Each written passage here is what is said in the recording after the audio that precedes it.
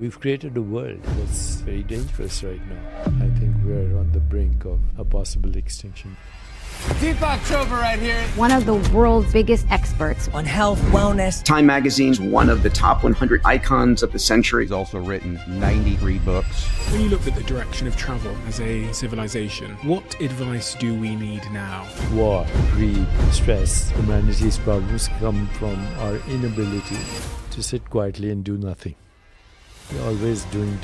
We're human doings. We're not human beings anymore. Take some time every day to be unoccupied. Ask yourself, who am I? What do I want? And what is my purpose? People don't ask these questions. They only know that they suffer and they want an immediate solution, which is, something like an antidepressant. And that's what we've created. Every experience shapes our biology. When you look at a situation, do you see an adversity or an opportunity? How is this determined? By your childhood. If your parents were complaining, condemning, criticizing, playing the victim, you will see every situation as an adversity. Can it be changed? Yes. How? There are actually many studies on what is called the happiness equation. Number one is... This is your 93rd book. If you were to write one last book, what would be the top line message? I hate to use this word, it's misinterpreted, but the title would be... Before this episode starts, I have a small favor to ask from you. 2 months ago, 74% of people that watch this channel didn't subscribe. We're now down to 69%. My goal is 50%. So if you've ever liked any of the videos we've posted, if you like this channel, can you do me a quick favor and hit the subscribe button? It helps this channel more than you know, and the bigger the channel gets, as you've seen, the bigger the guests get. Thank you and enjoy this episode.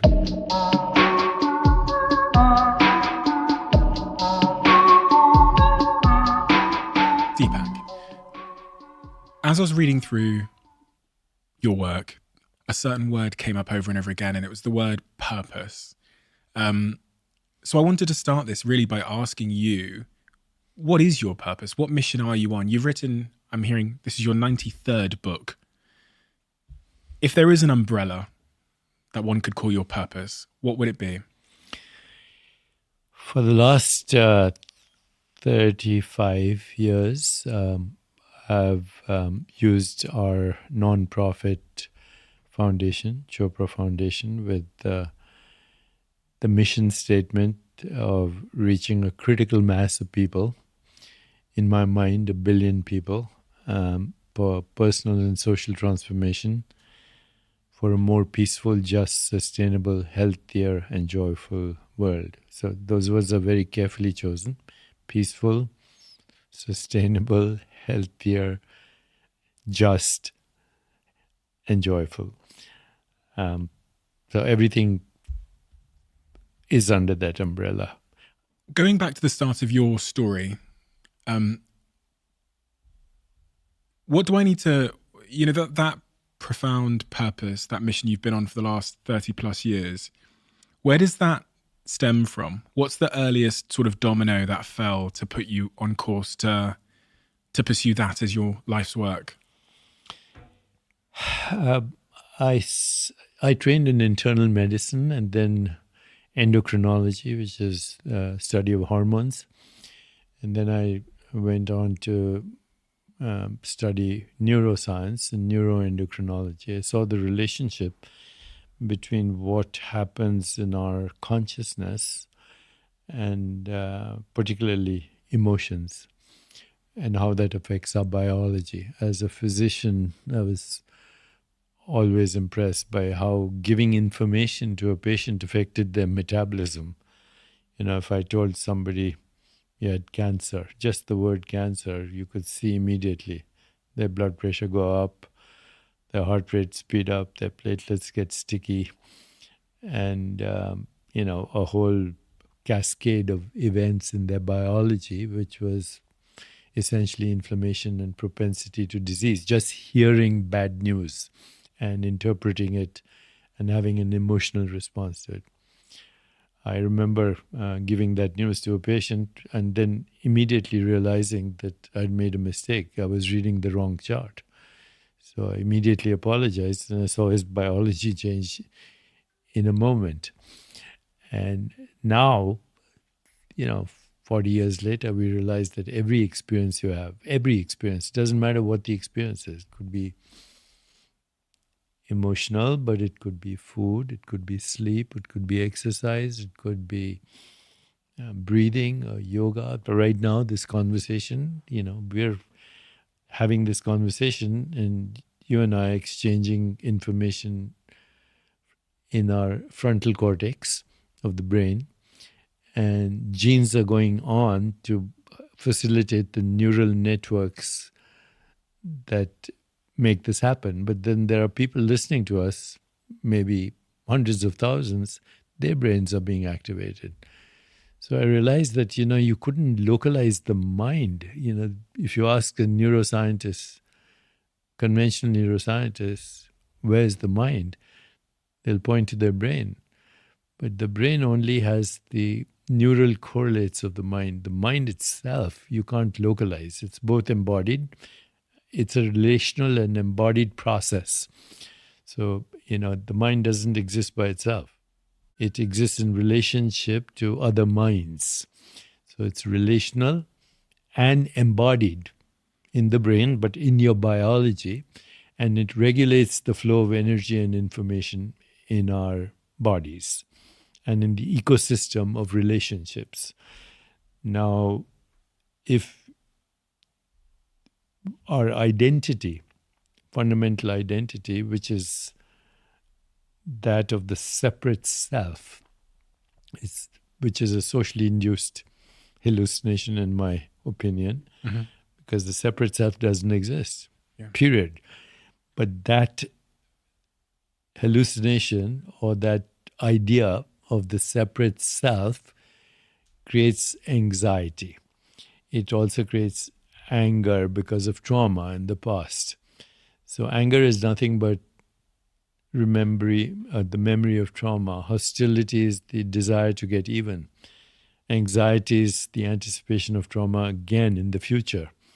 Blaming yourself is guilt, and guilt leads to humiliation. Humiliation and the combination of everything I've said leads to depression, which is the number one pandemic of our time, not COVID. Depression, stress, hostility, resentment, that causes inflammation. So, suddenly I had this idea that if we went back to some of the wisdom traditions of the world that said our essential nature is, as the Buddhists say, interbeingness. We are, famous statement of Thich Nhat Hanh, we are interbeings that interarise in the inter-isness.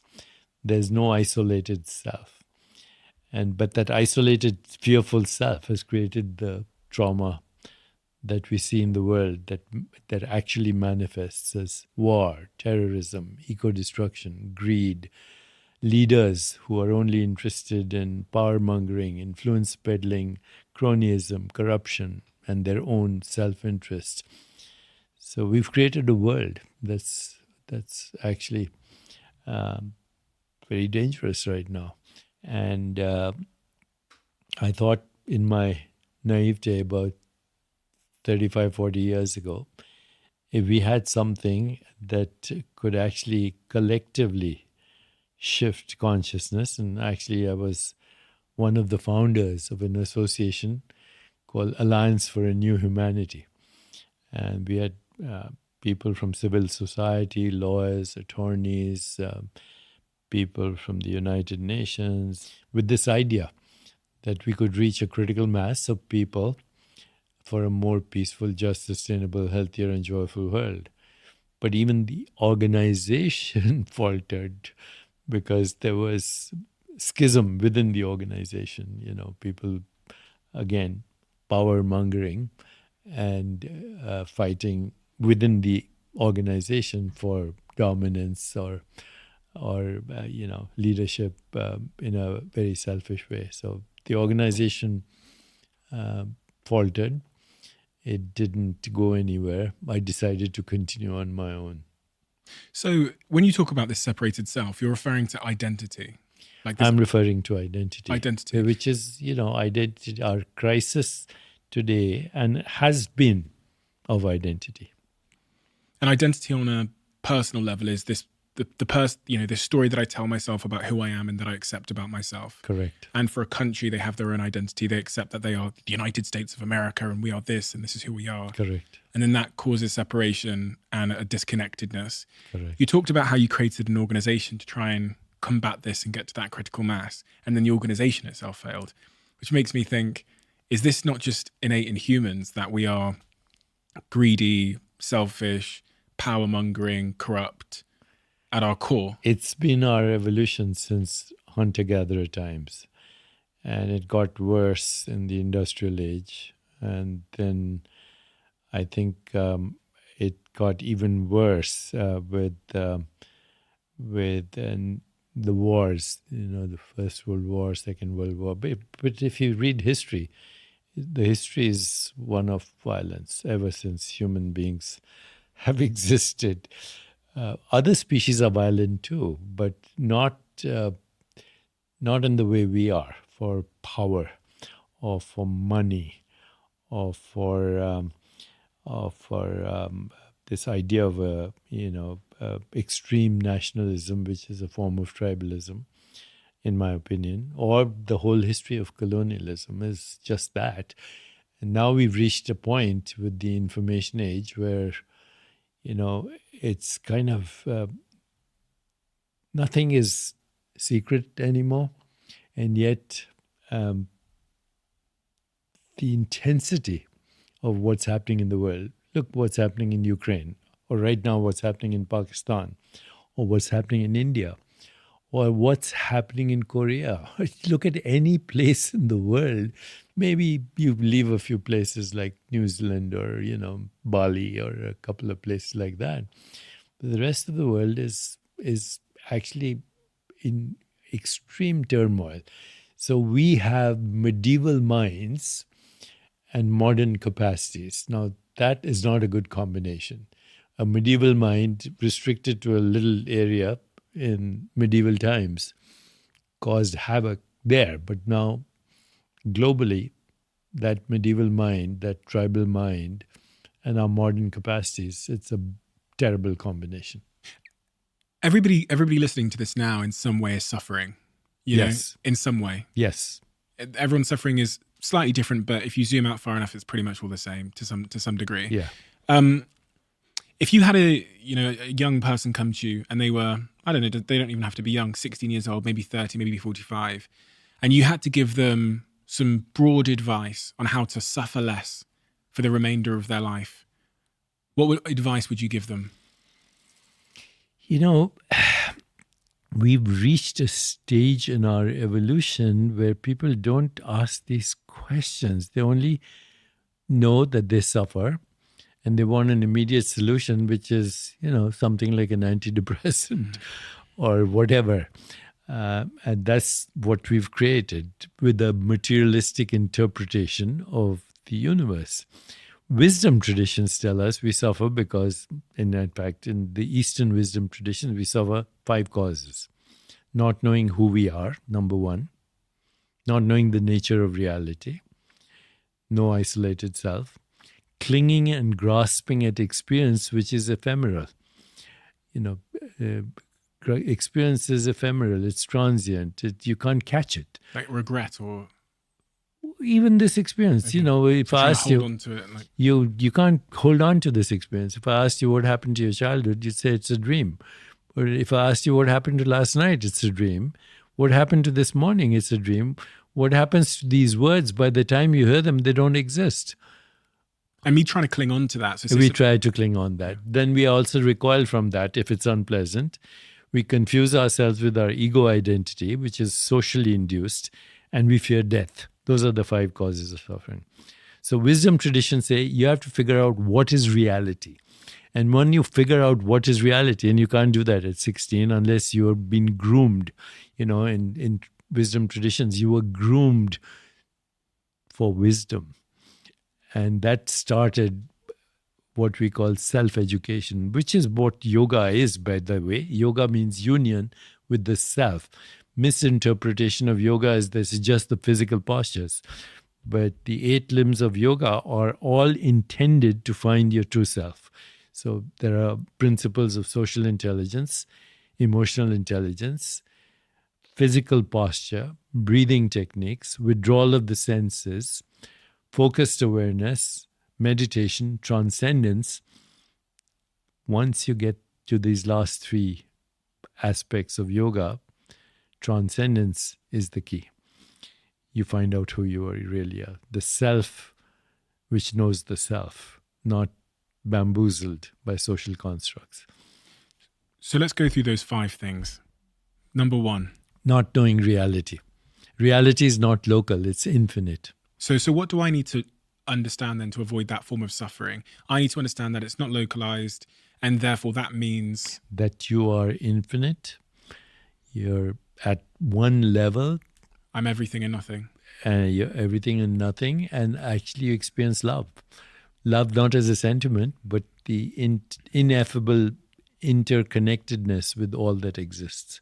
People have those experiences with psychedelics these days, or you can actually give somebody an experience like that with even VR, because we are already in a VR. Number 2? Number 2, clinging, grasping that which is ungraspable. Every experience is ungraspable. So the awareness of an experience is not the experience. The awareness of a thought is not a thought. The awareness of a thought is independent of the thought. If you identify with the awareness instead of the thought, which is like a cloud going through the sky, you don't either attach yourself to it or you don't identify with it. It takes training. So, and in the Rig Veda, let noble thoughts come to me from every side, because your thoughts are not your production.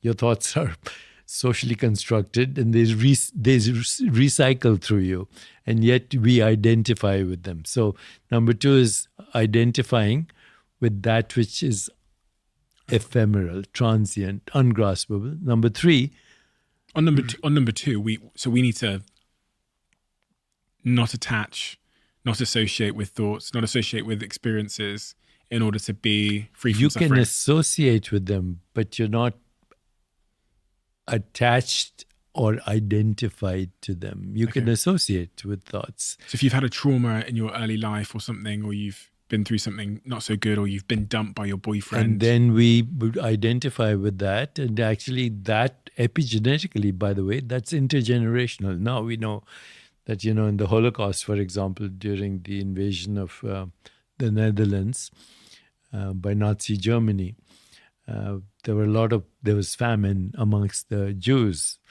And now 3 generations, 4 generations after that, the people's descendants who were traumatized, they have diabetes because somewhere in their body there's a memory of famine. So they're holding on to carbohydrates, they have insulin resistance, etc.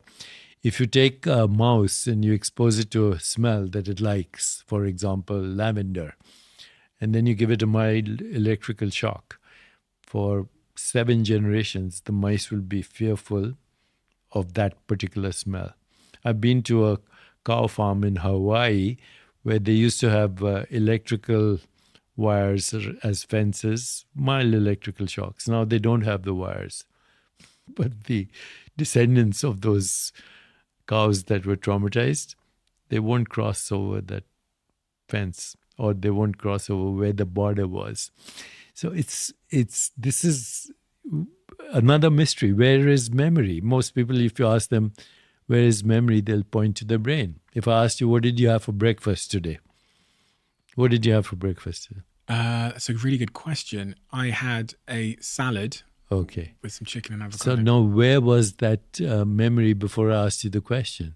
There's nowhere in the brain you can point out that memory was, but as soon as I ask you the question, the neural networks go fire. Yeah. But where is the memory retrieved from? The only place is consciousness, but consciousness can't be localized. When people get brain injuries, car crashes, they lose their memory sometimes. Yeah, so radio is damaged, you don't listen to the music. Doesn't that prove that it's in the brain somewhere? Is Shakespeare on your movie screen or your television set? Is actually anything you read in the book, is the author in the book.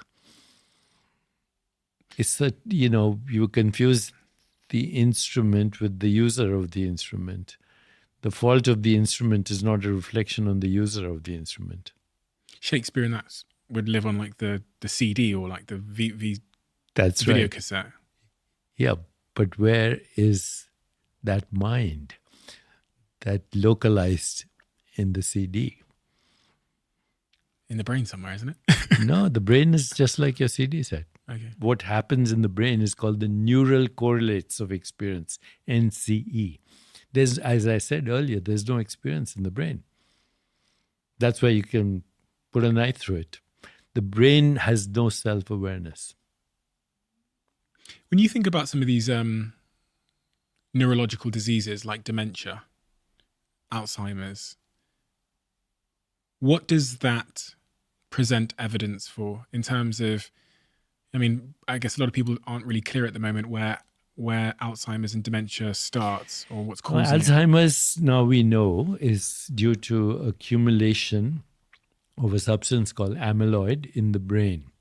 So there are 40 genes that predispose you for Alzheimer's, of which 3 are probably fully penetrant, which means they predict the disease because that's genetic determinism.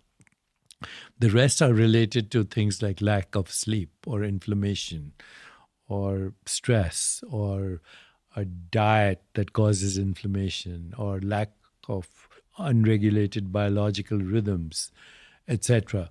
So there are identifiable causes for Alzheimer's. But again, Alzheimer's and these neurological diseases, all diseases like that, we are talking about 2 different things. We're talking about consciousness as a fundamental reality, and then we're talking about the instrument that we call the brain. Now, I should say to you, though, that what I'm saying is not necessarily accepted by mainstream science, but mainstream science cannot answer the hard problem of consciousness or where experience happens and is not interested. Right now, the 2 most promising things in medical science, well, there are 3 or 4, are, one is what we call gene editing and CRISPR. So you'll be able to cut and paste genes soon, the way you cut and paste emails. But that'll affect maybe 5-6% of genetic determinism. The rest is lifestyle, epigenetics. So that's where we are in medical science. And with machine learning and artificial intelligence, I think we'll be able to predict disease and make it more, everything will be more personalized, predictable, preventable in the future. But we are talking about 2 different things right now. We're talking about biology and we're talking about the hard problem of consciousness. We'll get on to the pillars of well-being. Wanted to finish those 5 points of suffering.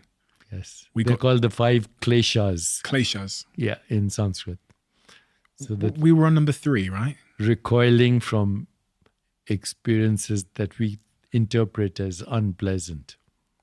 Okay. But see, once again, the awareness of the experience is not the experience. So once you can observe the experience, you're free of the experience.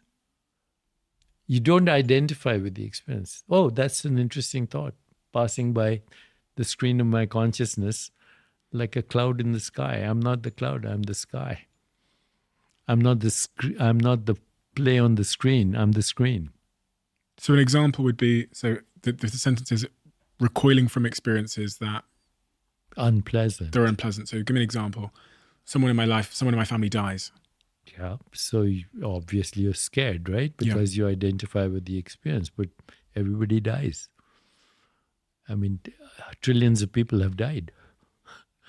You're not the only one who's going to die. And then what dies is another mystery. The body dies. The seeds of memory recycle. Because what is memory but it's information? And that's recycled through collective consciousness. So as soon as you're born, you're already born into an interpreted world.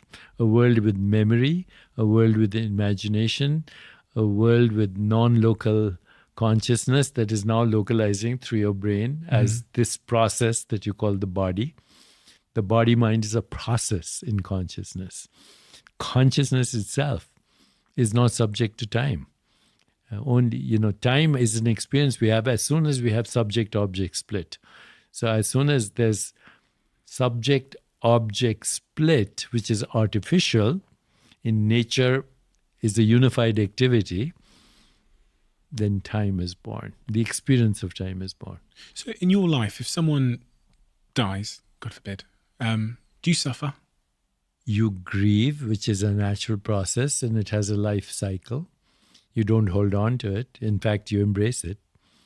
You embrace anytime you recoil or deny, resistance creates even more stress. So what we call stress is resistance to existence in the moment. Okay. If you don't resist experience in the moment, it's passing by. So something really bad happens at work. I get a really bad, my boss tells me I'm fired. The mindset required to avoid suffering in that case is to take the news. It's not a mindset. It's a step in awareness. The awareness of the mind is not the mind. Who is it or what is it that knows a thought? That is what you need to shift to. Okay. Once you shift from the experience to the awareness in which the experience is happening, you're independent of it.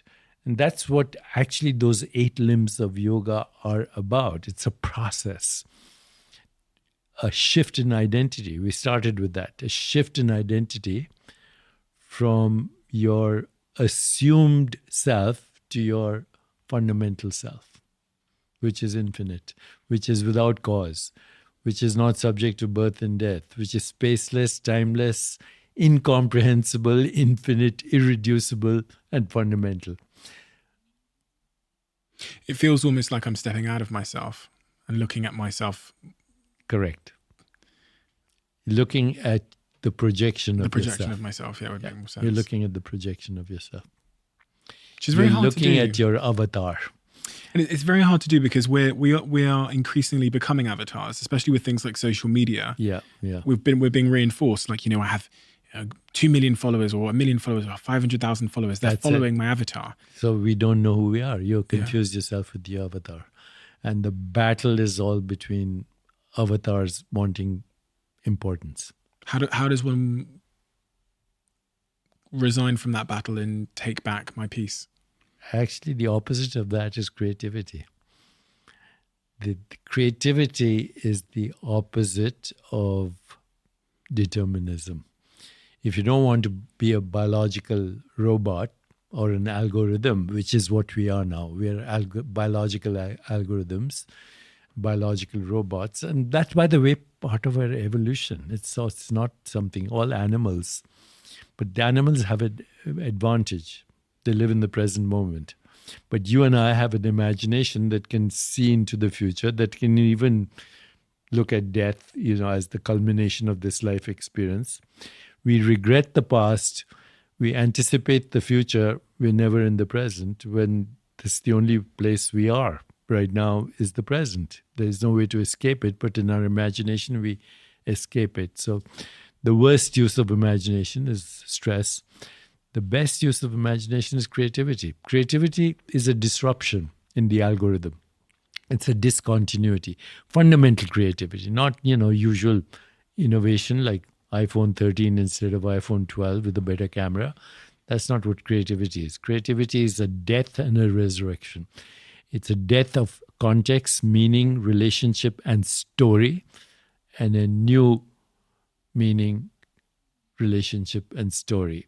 That's fundamental creativity. That's Einstein coming up with the theory of relativity, or the quantum physicists breaking every rule that we knew in Newtonian physics, or a great piece of art, Beethoven's Fifth.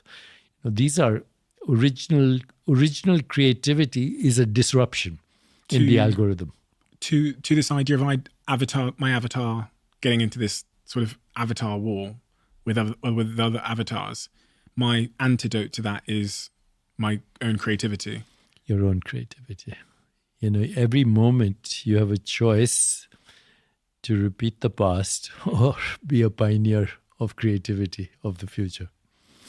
And that happens, by the way. It happens individually, it happens collectively. We change worldviews. The world is not flat anymore. The ground is not stationary anymore. The world is not material anymore. Every technology that you use is based on the new idea that the essential nature of the physical world is it's not physical. If I could see you as you really are, I'd see a huge emptiness with a few scattered dots and spots and some random electrical discharges. And at the most fundamental level, there are no boundaries. Boundaries are perceptual. So when we experience the spiritual ecstasy, which is ineffable, there are no boundaries. That's why people in near-death experience, people with psychedelic experience, people with peak experiences, athletes, musical performance, any break from ordinary reality is ineffable and healing, actually. That's why the recent resurgence in psychedelics is very interesting because, it takes you away from your identity of being squeezed into the volume of a body in the span of a lifetime. And point number 4, the 5 points of suffering. Point number 4. Point number 4, confusing your selfie with yourself, your ego identity. We've talked about that. And number 5 is death. Death. But all Fearing of them have one solution. First one, find out who you are. How does one find out who they are? Transcendence. How does one transcend? Here's another thing. There's no system of thought, religion, philosophy, or science that will get you into knowing true reality, because systems of thought are just that, systems of thought. What is it that gives rise to thought? That is what you want to know. And that's been the eternal quest in spiritual traditions. I'm not talking about religious dogma or ideology. These days it's very fashionable for people to say, I'm not religious, but I'm spiritual. It means the same thing. When you have a spiritual experience, number 1, transcendence. You find your identity beyond space and time. Number 2, emergence of Platonic values like truth, goodness, beauty, harmony, named after Plato, or love, compassion, joy, equanimity. And number 3, loss of the fear of death. That's Jesus, that's Muhammad, that's Rumi, that's Buddha, that's every luminary that you can study since people created systems of thought. So what's the easiest way to there's someone listening to this right now. They are driving up the motorway. They're a lorry driver. Take some time every day to be unoccupied. Even spiritual pursuit is an occupation. So take a little bit of, I think it was Kafka or somebody who said all of humanity's problems come from our inability to sit quietly and do nothing. We'd rather electrocute ourselves. We're always doing. We have human doings. We're not human beings anymore. So if I pull over the lorry that I'm driving up the motorway and I say, do you know what? Deepak told me to take some time for myself. So I sit in the lorry for 15 minutes every day. How is that going to help me to transcend? It starts a process. You begin to ask yourself, who am I? I reflect on these questions every day. Who am I? What do I want? What is my purpose? What am I grateful for? And who am I without these constructs? It's a big mystery, right? Who you are. Ultimately, you realize you're the awareness in which all experience happens. But you're not the experience. The experience is in time. You're not in time.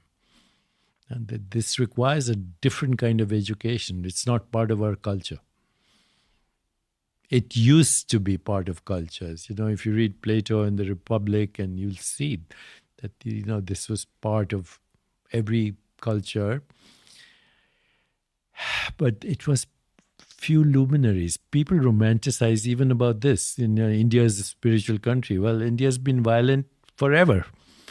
A few luminaries, the sages of the Upanishad, then we have romance around them. Greek culture, the Greeks were the most civilized in the world. Well, yes, Socrates and Parmenides and, Pythagoras, and I can name a few, but the rest of the country, even in those times, they had slavery, they had sexism, they had the source of the Olympics, where they used to sacrifice humans, and we're still performing it. Even in our days, we're still repeating that cycle with the, what do you call, cheerleaders, the virgin vestals of the past. We haven't changed actually much. What else in terms of starting your day, like daily habits? So you talk about sleep as being incredibly important. Here are the daily habits. Number one is sleep. Now we know, by the way, that lack of sleep is the number one predictor of premature death from cardiovascular disease. Lack of sleep is also a predictor of Alzheimer's. Lack of sleep interferes with your creativity. Lack of sleep causes inflammation. So that's for sure. Number one. Number two, I think, is any practice that quietens the mind, meditation, reflection, contemplation, sitting quietly, watching your breath, etc. Number three is exercise. Number four is mind-body coordination, as in that's different than regular exercise. You yoga practice and martial arts, breathing practices, tai chi, qigong, they actually activate a different part of your nervous system, which is the parasympathetic nervous system, which causes self-regulation in the body. So it's not just exercise. It's, something that puts mind and body together. Even gymnastics or things like judo, and I mentioned martial arts, but yoga is my practice. Then emotionals, your emotional and physical environment, your social environment, because we live as social beings. So, if you have toxic relationships, it's going to cause physical toxicity. Then nutrition. We now know that, that food that causes inflammation, refined, manufactured, processed food with chemicals, antibiotics, hormones, insecticides, pesticides. It's poison. It's like putting Agent Orange in your body. So organic food, farm to table, maximum diversity of plant-based foods. Now we know a lot about micronutrients. We know about biological rhythms. But ultimately, I think spiritual experience is very important, because no matter what you do, no matter how healthy you are, there is old age, there is infirmity, and there is death. So unless you face those right head on, when you're healthy, not when you're in a crisis, not when somebody dies in your family, then everybody panics. Okay, I had a crisis in my life when I was 6 years old. My father was in England. He was training to be a cardiologist. I was living with my grandfather.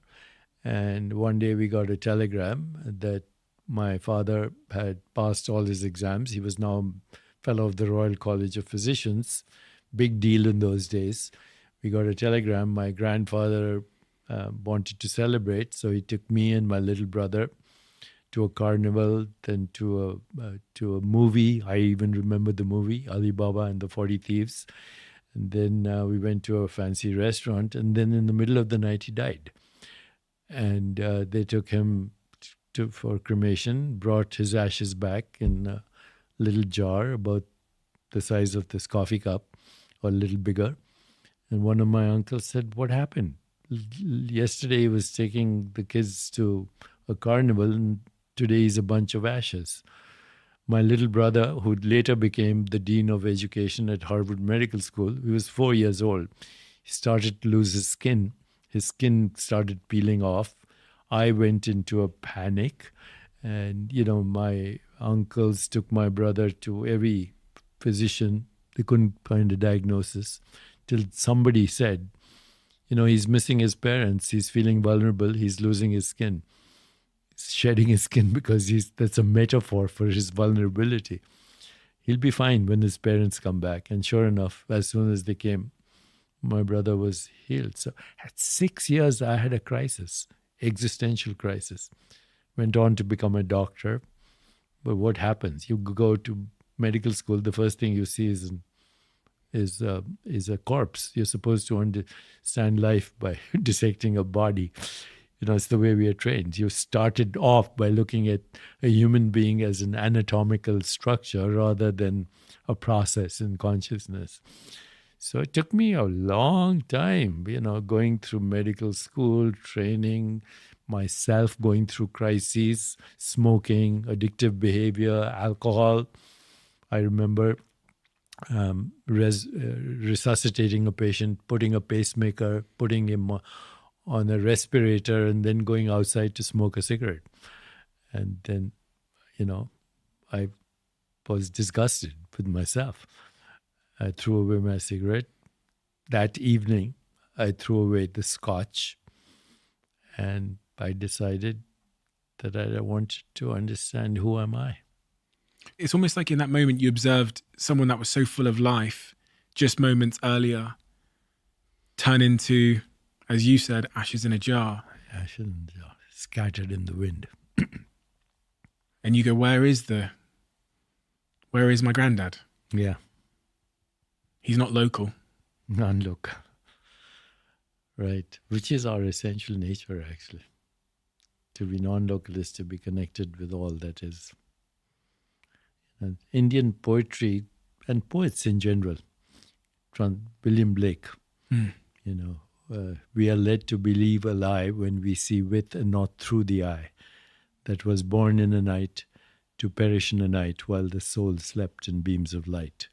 So when we look through the conditioned mind, that's a lie. When you look beyond the conditioned mind, that is light.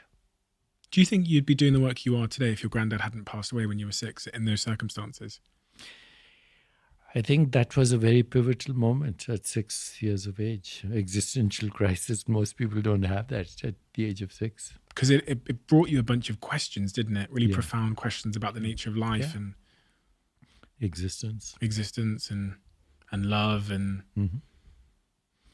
Tagore, Indian poet. Love is not a sentiment, it's the ultimate truth at the heart of creation. That you and the other are the same being in different uniforms. Do you ever ponder if some of your beliefs are, if that moment really was pivotal, that some of your beliefs might have been a way to justify your sadness? Yeah. Denial is a way of justifying sadness. I don't think belief in many ways is a cover-up for insecurity. If I said, do you believe in electricity? You say, no, I see that device, that transistor, that TV set. Electricity, gravity is my experience. So I don't believe in belief. But faith is something else. Faith is the knowingness of the invisible, without which there is nothing visible. The invisible is the source of all things visible. Yeah. So when your day comes, when my day comes, when we're no longer... I'm preparing for it right now. You're preparing for it? Yes, in my tradition, there are 4 stages of life. First 25 years, they're called ashrams. Ashram is a place to rest, or that which you identify as your home. First 25 years, education. Second 25 years, family, children, fame, fortune, if you want. Third 25 years, giving back. Now fourth, self-realization, preparation for death. How does one prepare for death? By knowing and experiencing your non-local self. Is that what people would call spirituality? Or Yeah, spiritual. But authentic experience. I'm not talking about dogma or self-righteous morality or jealousy with a halo or cunning hypocrisy, which all pretend to be spiritual. But if you've had the experience, then you know yourself as non-local, then the unknown is the only place to be. The known has already happened. It's a prison. And what do you believe happens once you die. I think the dream continues. The dream continues in a different frequency domain of consciousness. These days, actually, if you look at some of the theories of the universe, mathematical theories, current materialistic view is that the visible universe is about 2 trillion galaxies, 700 sextillion stars, uncountable trillions of planets. Based on that current estimate with the James Webb telescope and all this, our planet is not even a speck, one grain of sand in all the beaches of the world. So the other day I went to the beach, picked up a grain of sand, and a breeze came, it drifted off, and the beach didn't notice that one grain was missing. That's planet Earth, 2 trillion galaxies. But I recently interviewed a Caltech professor of physics, Sean Carroll, who sits on the desk of Richard Feynman, one of the greatest physicists of all time. Einstein sat at that desk for a while. Sean Carroll believes there are infinite universes. Infinite universes.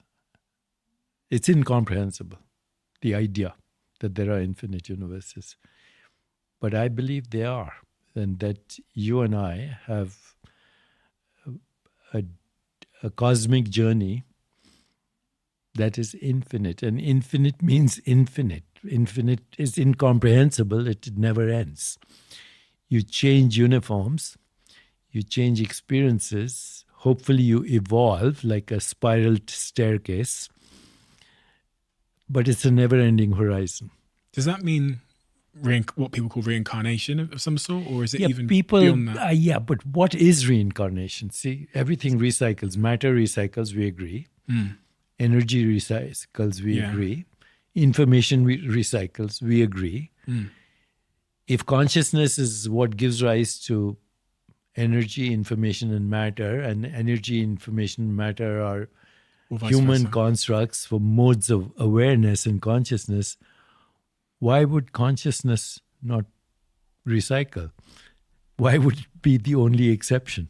It wouldn't be the same consciousness, though, would it? It would be bits of the, No, it's a consciousness with seeds of potential manifestation, seeds of desire and seeds of memory. Now, if you want to be totally, I want to use the spiritual language, which is not fashionable, but is fashionable too. Karma, memory, and desire. So karma is past experience and interpretation of past experience. If you go to Starbucks, have a cup of coffee, that's karma. Now, depending on your experience, you like it or not, you decide to go back to Starbucks or not to go to Starbucks. You go to whatever the other places and get a cappuccino. So memory recycles as desire. And desire recycles as karma. Karma simply means experience. Don't think of it good, bad. And this is the software or awareness that recycles and evolves in cosmic time. Now, this is the theory, but you have to experience it. So I asked you, what did you have for breakfast? But now I could ask you, do you remember a happy episode from your teenage years or your childhood? And immediately the memory comes. Where was it? Not in your brain. I hadn't skated. I learned skating when I was 8 years, ice skating. I didn't skate for 30 years. At the age of 38, with my 2 little kids, Rockefeller Center, ice there, picked up a pair of skates, started to skate. Every cell in my body, including my brain, had recycled a few million times. Where was that memory of skating? Big mystery.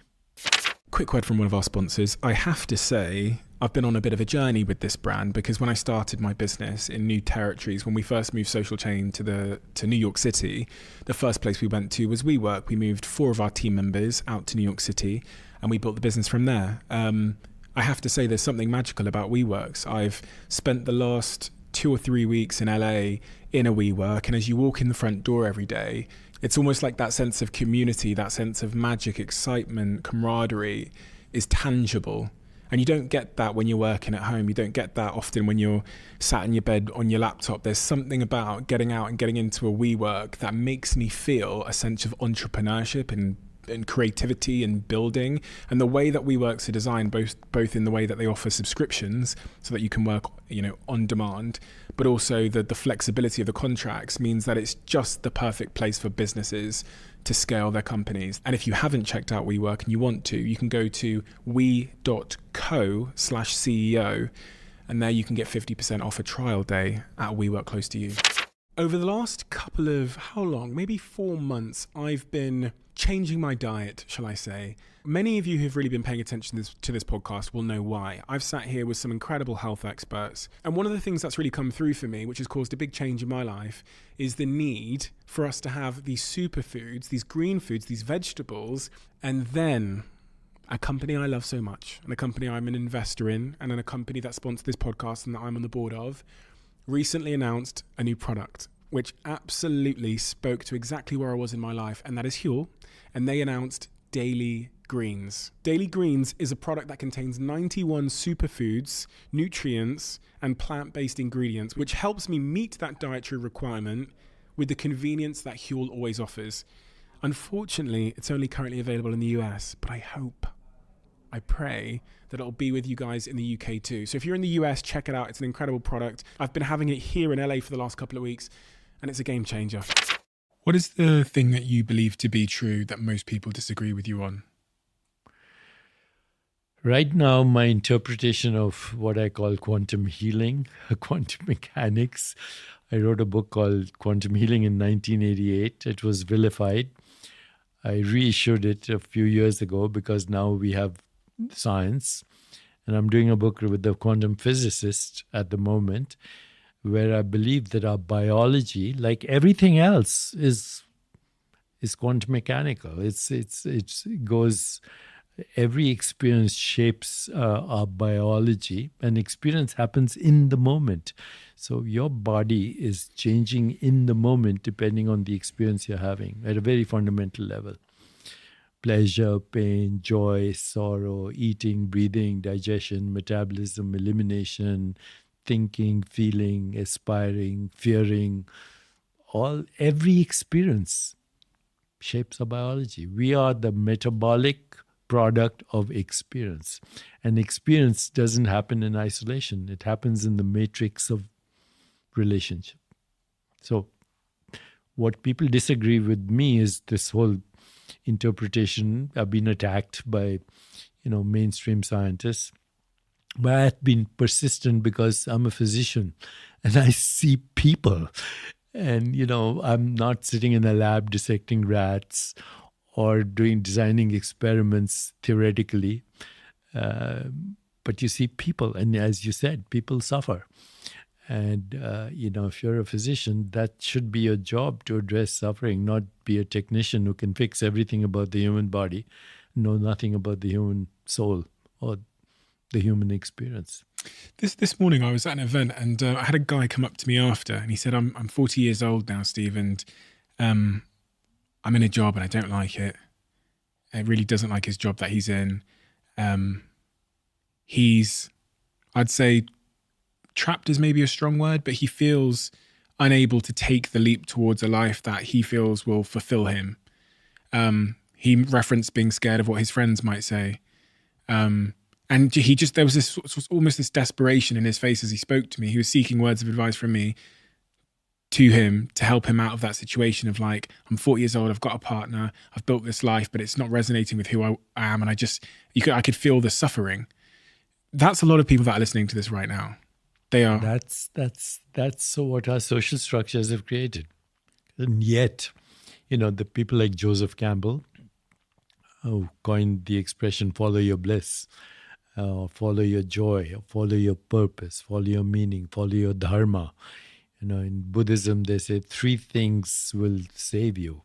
One is take refuge in the community of conscious beings, take refuge in a higher purpose, and take refuge in transcendence. If you do that, your life will be meaningful. And meaning is what drives us. There are actually many studies, by the way, recent studies on what is called the happiness equation. I'll give it to you. H is equal to S plus C plus B. So H stands for happiness, is equal to S, set point in the brain.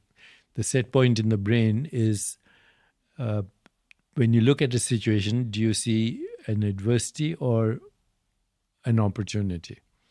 How is the set point determined? By your childhood. If your parents were complaining, condemning, criticizing, playing the victim, you will see every problem, every situation as an adversity. Condemn, complain, criticize, and play the victim. On the other hand, your parents or your caretakers or your ecosystem of relationship when you were growing up, first 3-4 years of life, they were looking at opportunities. They were always, engaging in compassionate, empathetic conversation and joy and laughter and celebration. Then you'll have a set point for happiness. This set point determines 50% of our daily happiness experience. Can the set point be changed? Yes, by self-awareness, by reflective inquiry, by mindfulness, by actually knowing that you have a problem. Most people don't even know they have a problem. So that's 50%. So S plus C, conditions of living, primarily material conditions of living, money. So if you're extremely poor, you will suffer. If you're extremely rich, that doesn't guarantee that you'll be happy. In fact, what a lot of rich people do is they confuse their self-worth with their net worth. So I wrote a book before this called Abundance that was inspired by Bob Marley, one of his lyrics where he said, some people are so poor, all they have is money. So happiness, when it pertains to money, is 10% of your daily experience. If you win the lottery, you'll be ecstatic in the beginning. In 6 months, you'll plateau. In 1 year, you'll be back to your set point. So even if you win the lottery, in 5 years, you might be worse off because now you're worrying about taxes. You want to put your money in wherever, in the Bahamas or something. And it's become your identity, money. If you're, all billionaires, money is their identity. They confuse self-worth with net worth. So that's 10%. Now we have 40% remaining. That's the choices we make every day. There are two kinds of choices we make every day. One's for personal pleasure, sex, alcohol, entertainment, movies, shopping. Shopping is the number one choice for pleasure, by the way, in the world. That's why we call people consumers, a very ugly word to describe a stardust being with self-awareness. But does pleasure bring you happiness? It does, but it's transient. And you have the danger of being addicted to pleasure if you have an addictive personality, as I did. Okay, so pleasure brings happiness transiently. There's another choice you can make that actually is called fulfillment, when you have meaning, purpose in your life, and if you know how to make other people happy by giving them attention, which means listening, appreciation, noticing their uniqueness, affection, letting them know you care, and acceptance, radical acceptance. You can't change another person so you feel better, which is what we're trying to do all the time, changing other people so we feel better. Impossible. You can't change yourself, even if you try. So acceptance. What would you say to that guy? What should I have said to him in terms of advice?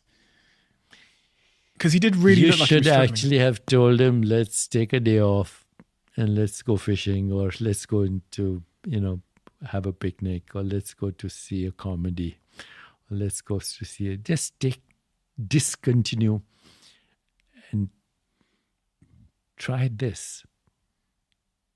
A little moment of being, not doing, not thinking, not feeling, not speaking. I take a week of silence every year. Now I'm taking even longer. So sometimes I'm thinking, a month. in silence. But, I'm 76, so that's at different stages of life too. In the hope that might help him realize that he's playing the wrong game or he's thinking about the wrong In the hope that, one thing you can do to alleviate anybody's suffering to some extent is fully accept them and listen to them. Don't give them advice. People feel better if you just listen to them. And there's neuroscience that their amygdala cools down. If you just listen with deep empathy, which means you feel what another person feels. There's some biology around this. When you feel what another person feels and you deeply listen, there's a phenomenon called limbic resonance. Your emotional brain resonates with their brain. And then if you deeply listen to them and you let them know you care for them, there's another thing that happens. It's called limbic regulation. And then the third step is limbic revision. Their neural networks rewire. So acceptance, affection, appreciation, and attention. That's what you do. Don't give them advice. People go to therapists to get advice. Therapists don't do that. They listen. Good therapists listen. Interesting. And in the old traditions, that's why people went to confession. They basically, revealed their so-called sins to the priest, and they felt better. One of the things I've read about, I've read you talk about, is the role that affirmations and positive self-talk and those kinds of things can have on our healing. To some extent, anything mental is weak. This is what I've wondered, because a lot of books and Instagram will say, look in the mirror and say nice things to yourself. Or yeah, it doesn't work. It's mental. Mind is weak. You have to go deeper. It's, to say if you're trying to force yourself to be positive, that's exasperating. That's very stressful. But instead of forcing yourself to be positive, observe your thoughts. Observe both negative and positive thoughts. And you see that all experiences by contrast. You can't have one without the other. It's like a pendulum can't swing only in one direction. It has to swing in two directions. Hot is meaningless without cold.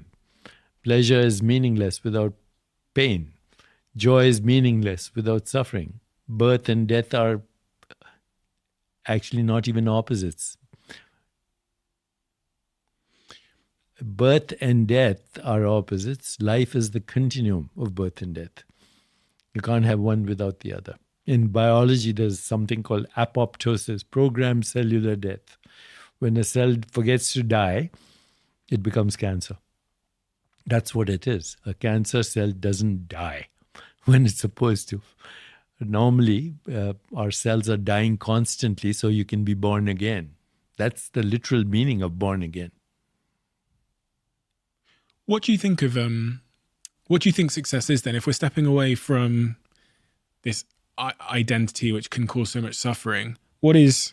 For me, success is the progressive realization of worthy goals, number one. And worthy goals, that's a subjective measure. So for me, it could be taking care of my dog. Could be my worthy goal. If it gives you pleasure, yes, taking care of your dog. But if money is your goal for the sake of making money, then you'll never be happy. But if money is your goal, so you can actually make a difference in people's lives, including your own and your family, but also community at large, that's a worthy goal. So it's number one, progressive realization of worthy goals. Number two, the ability to love and have compassion. And number three, actually, which is for me the most important, to always go back to your creative source. Once you have this ability to go back to your creative source, you will be successful, no matter what. Don't be bamboozled by the hypnosis of social conditioning. Don't be in a rush to conform. There's studies that if you, Gallup, I'm on the advisory board of Gallup, if you have a house that's $50,000 and you're offered a house that's $500,000, but your neighbors have $1 million homes, you won't move. You're always comparing yourself to the other person. This is how we are socially programmed. Rush to conform comparison with others. And, if your child doesn't conform, then he's not a good student. And I used to, when my son was growing up, he always was reading comic books and, engaging in games and sports. And was very poor at mathematics. And my wife would constantly complain that he's not good at school. I said, wait a minute, he'll do what he's enjoying. Let him do what he's enjoying. He ended up creating a sports company, a comic book company, and now he has a very successful business called The Religion of Sport with Tom Brady, and won 5 Emmys. Wasn't a good student. So I said, don't focus on your weaknesses, focus on your strengths. And if you have a child who loves to play tennis, is poor at math, get him a tennis coach. And one day he might get a mathematician to be his accountant. When you look forward at the direction of travel that we're on as a civilization, what advice do we need now the most? Don't get stuck in melodrama. This whole world is full of drama. Everything that sells is drama. News is not news anymore. It's opinion and drama. And all the violence in the world is drama. And, you read about drama, shooting, killing, incest, all crazy stuff. And we're addicted to trauma, actually. And then we complain about it. We're addicted to trauma or drama? Yeah, both. And what's the cost of being addicted to trauma and drama? Suffering. Because you sacrifice yourself for the drama of being a conformist. Does this mean we should I'm thinking about my relationship with technology and social media and news feeds and stuff. Well, technology is neutral, and it's inescapable. It's part of our evolution. If you don't adapt to technology, you'll become extinct also. So it's part of our evolution. How do we use technology? In my field, AI, machine learning, precision diagnosis, and even intervention, I believe technology is a great gift. But again, technology can destroy the world too. This is what it means to be human. Humans are a very interesting species. Our fall from grace is exactly what, mythical traditions tell us. The knowledge of good and evil. We ate the fruit. It's hard to go through life these days and not be tempted by drama. It's even someone who, It's a process. What is that process? Growth. Some people do grow. Some people do evolve. And I think ultimately that is the purpose of our existence, is to keep evolving. Do you ever get tempted by drama or distracted? Not anymore. I used to. I used to engage in debates. It was like, big high for me to win a debate. How long ago? Well, I started in school and I left debating only recently. I was just 5 years ago. I was debating Richard Dawkins in Mexico, and I felt foolish after that. So you made the decision not to debate anymore? Not to engage in debate anymore. No, because nobody changes their mind. The debaters don't change their mind, and the audience doesn't change their mind. They, in fact, get reinforced by the opinions they came with. So if we do want to try and change people's mind, because be the change. If you want peace in your life, be peaceful. If you want love in your life, give love. Whatever you want, engage in that. I think that's the only thing. You can't, you have to be the change that you want to see in others. And then people respond, not by what you say, not by what you do, but just by your presence. You've written 93 books, as I said earlier. I think this is your 93rd, I've been told, this book about living in the light. New book. yoga for self-realization. I guess my question, I can't comprehend the concept of writing so many books. I wrote my first one, and then I'm currently writing my second one, and it's just consuming all of my time. And I went off to Bali. I spent a month there writing it in I'm Ubud. sure you enjoyed that. Oh, I love it. I always go there to write. It was amazing. But my question to you, this book is fantastic, and I think that we'll talk a little bit about yoga in a sec, but your 94th book. It's coming this year. It's called Quantum Body with the Quantum Physicist. So I feel kind of good about that because I've been talking about that for now since 1988. That's 12 plus 23. That's over 30 years. I've been vilified, attacked, everything about that.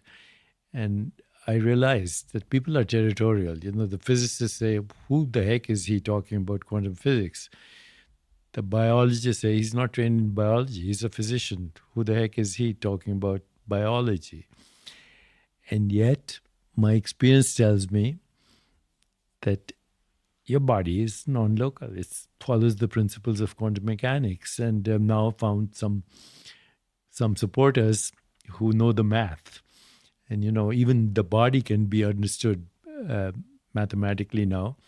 I don't know if you're familiar with this theorem called Gödel's theorem, which says, it's a very famous theorem. And, Gödel was a German mathematician who was Einstein's favorite colleague when they're both immigrants to America at Princeton. But he came up with a theorem which says there are theorems in math that are true, but you can't prove them. And they're disruptions. They're basically mathematics is Platonic truth, describes everything in the universe. And yet there are theorems that don't follow algorithms. When a mathematician thinks of them, he said, where did this come from? They don't know. They can't even prove it, but it seems intuitively true. And if they follow the theorem, it leads to new creativity.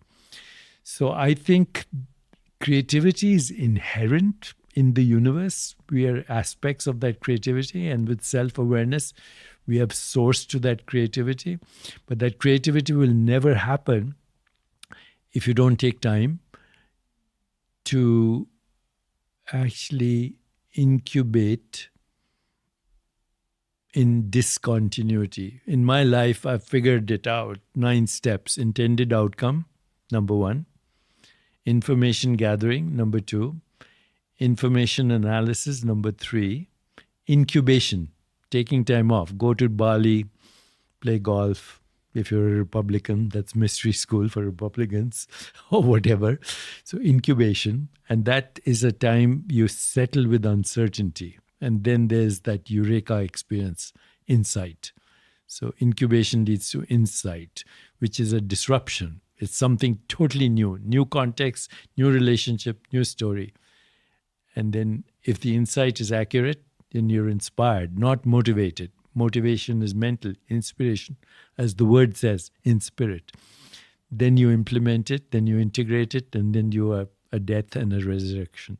These are my 9 steps to creativity. I just made them up. So information, for intended analysis, information gathering, information analysis, incubation, insight, inspiration, implementation, integration, incarnation. I use that for writing my books. I can tell, yeah. And if you were to write one last book, if I said, Deepak, you could write one more book, that's it. You can only write one, it's going to be your last ever book. Which subject matter would you think was the most important subject matter to write that last book about? And what would be the top line message of that book?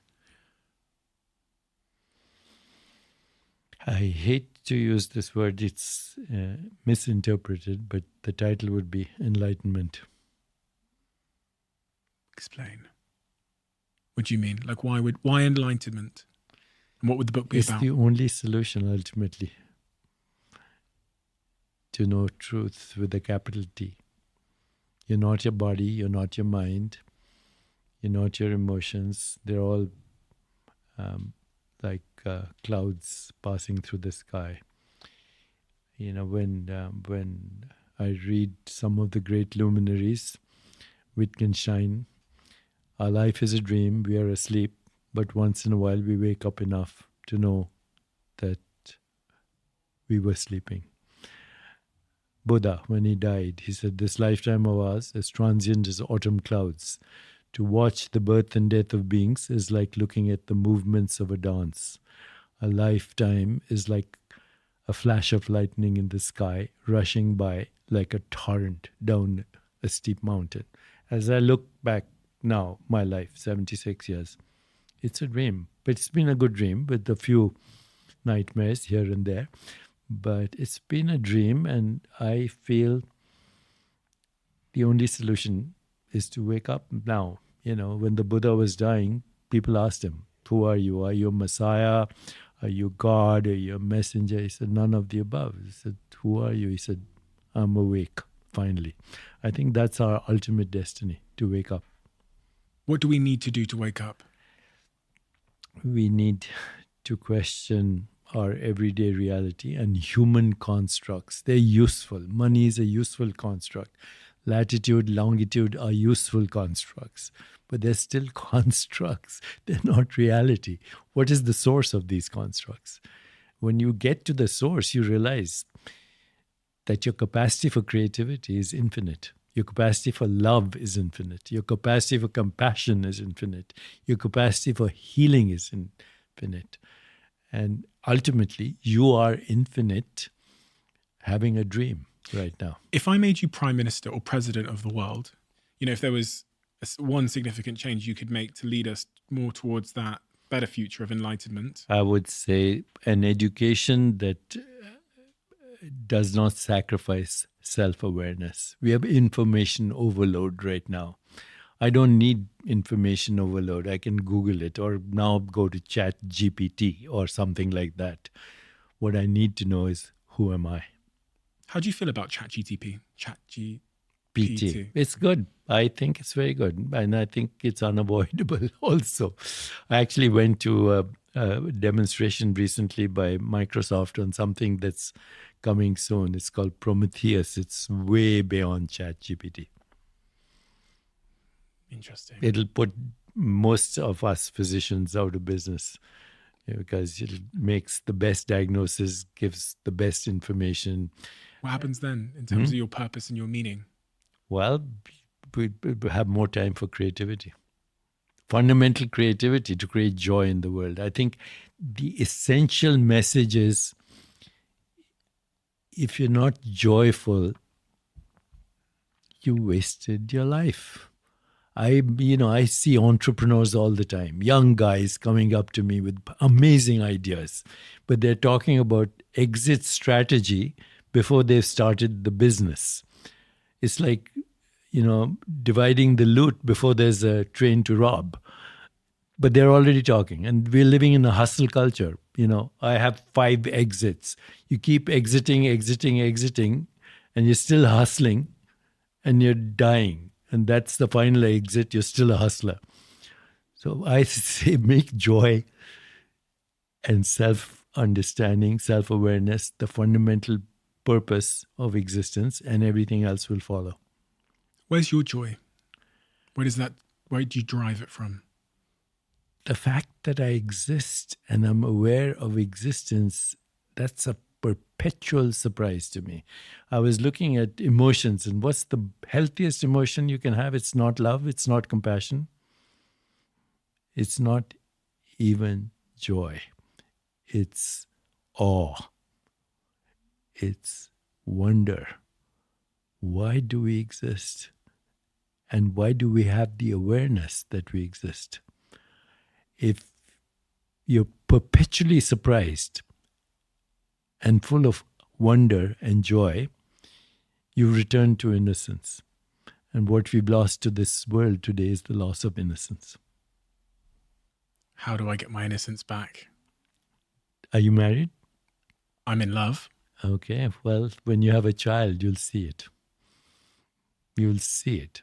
A child is spontaneous, is in the moment, is joyful unless it's wet or hungry, but that's a different situation. But it's joyful. It is looking. The other day I was in in a train, from Orlando Airport to baggage claim. Everybody was stressed in the train, wearing masks, panicked, a mother on the phone and full of anxiety. And she had a little baby in the crib, and this baby was looking around in total amazement. Finally, it caught my eyes, and it gave the most amazing smile. And the whole room lighted up, just looking at that innocence. We have lost our innocence, and we take it away from our children. So, when children love laughter, they love stories, they love surprises, they love to play peekaboo. When's the last time you were surprised?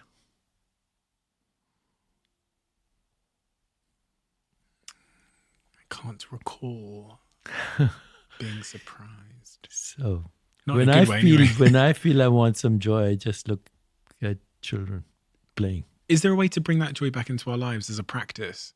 That innocence? Yeah. Play. Play. Not drama. As Play. adults, play is seen as a waste of time. No, play is when you find creativity and joy. I'm not talking about drama. I'm talking about play. Play for the sake of play.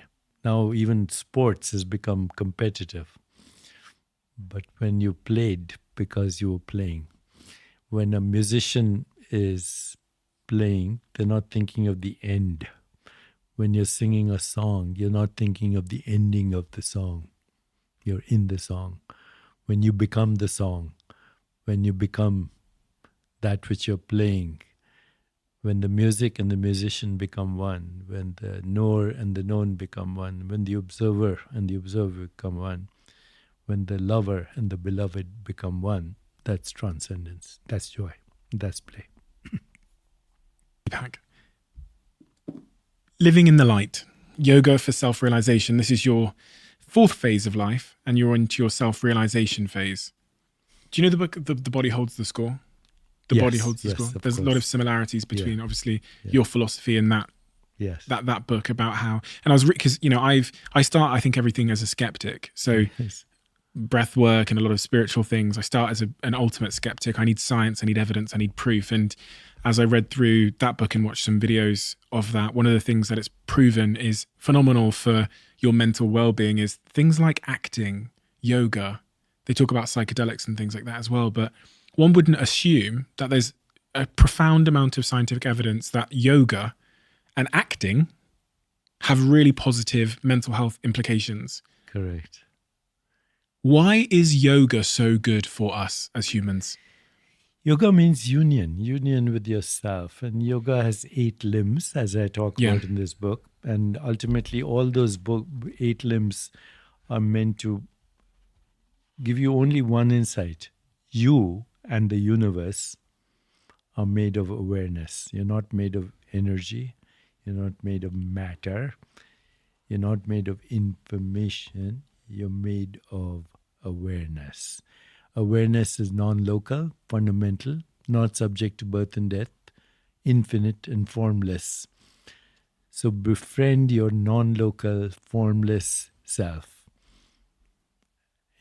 Again, I go back to poetry. Acting is great. Poetry is even better.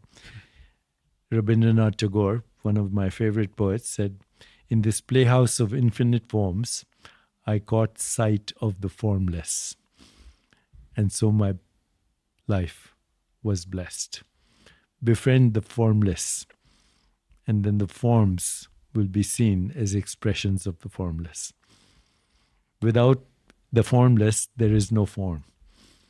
Form is the morphing of the formless into space-time and causality, this theater of space-time and causality, where we are playing as avatars.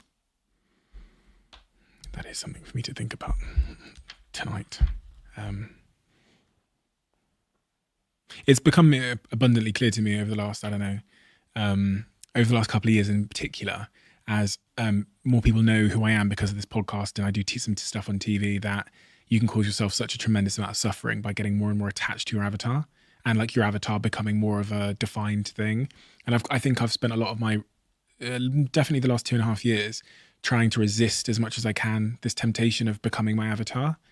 And doing that on a practical level, I thought, well, resist labels, Steve. So don't be anything. Don't, like, in terms of your bio, your professional bio, don't be those things. Just You're 32, right? 30.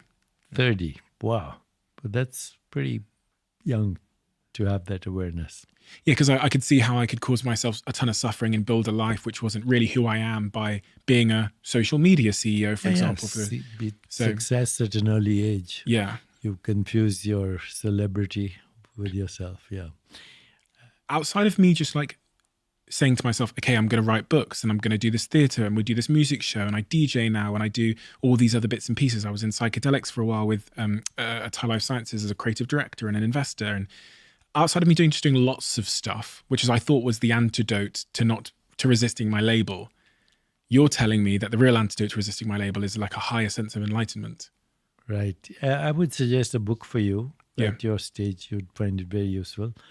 It's called The Wisdom of Insecurity. Interesting. By Alan Watts. The more you embrace insecurity and unpredictability, the more access you'll have to the unknown.